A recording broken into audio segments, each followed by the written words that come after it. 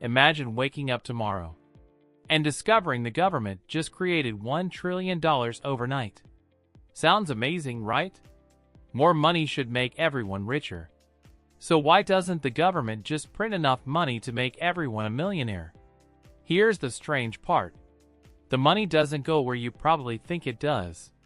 And once you understand where newly created money actually goes, you'll never look at inflation, banks, or your paycheck the same way again. Let's follow one brand new dollar from the moment it's created.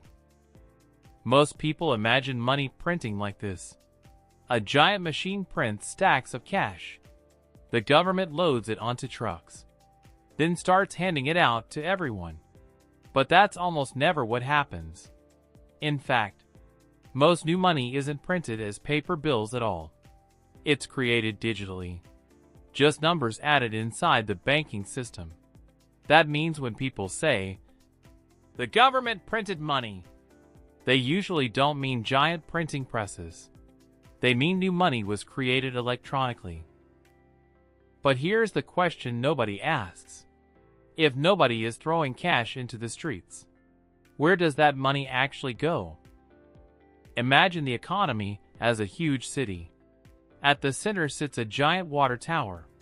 Instead of water, it's filled with money. Whenever new money is created, it doesn't rain equally on everyone. Instead, it flows through pipes. And the very first pipe usually leads to banks, governments, large financial institutions, big businesses, not ordinary people. Think about that. If new money enters the system through banks, banks get to use it first. They make loans. Businesses borrow. Governments spend. Investors buy assets. Only later does some of that money eventually reach workers through salaries, contracts, or government programs. The first people to touch new money spend it before prices have fully adjusted. Everyone else gets what's left after prices begin rising. That's a huge difference. Imagine there are only 10 pizzas in town, and everyone has $10.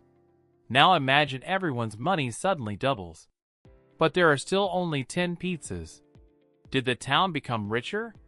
No. There are still only 10 pizzas. The only thing that changed is people now have more money competing for the same amount of stuff. What happens? Pizza shops raise prices. Now replace pizzas with houses, cars, food, rent, stocks, everything. When more money chases the same amount of goods, prices begin climbing. That's inflation. Notice something important.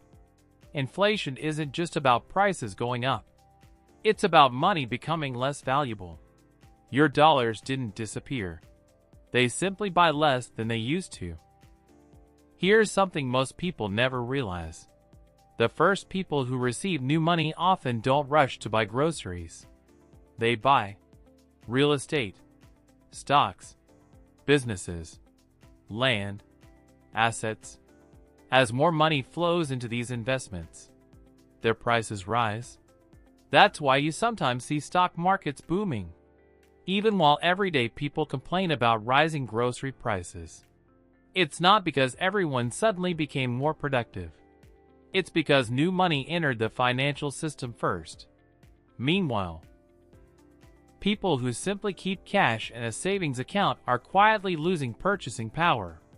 Imagine filling a bucket with water, while someone drills a tiny hole in the bottom. The amount looks almost the same, but little by little, it's shrinking. Inflation works exactly like that. At this point you might be thinking, so why create more money at all? Because sometimes, the economy needs help. Imagine businesses closing, people losing jobs, companies stopping investment. If nobody spends money, businesses earn less. Then they lay off workers. Those workers spend even less. Now the economy starts spiraling downward. Creating new money can encourage banks to lend, businesses to invest, consumers to spend. In other words, it's like jump-starting a stalled engine. The problem begins when that engine keeps getting fuel, even after it's already running. Too much money entering the economy for too long can overheat everything. That's when inflation becomes much harder to control. Let's do one final thought experiment. Imagine every person in your city wakes up tomorrow with $1 million. Sounds incredible, but think about it. Who will still work at restaurants? Who will repair roads? Who will grow food? Who will drive delivery trucks? Money itself isn't wealth. Wealth is what people produce. Food, homes, technology, services, skills. Money is simply a tool used to exchange those things, creating more money without creating more goods and services. Doesn't create wealth. It mostly changes prices. That's why governments can't print prosperity. They can only create more currency.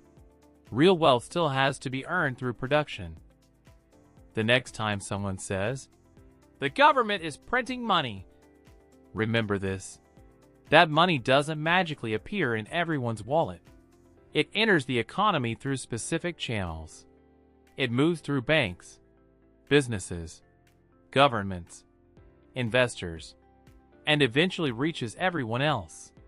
Along the way, it changes prices, it changes incentives, and it changes what your money can actually buy. The people who understand that stop asking, "How much money do I have?" and start asking, "What is my money actually worth?" Because that's the question that separates people who simply earn money from people who build wealth. If you enjoyed this video and learned something new, make sure to hit like and subscribe. Here at Dollar Current, we break down the hidden rules of money into simple ideas anyone can understand. Thanks for watching, and I'll see you in the next video.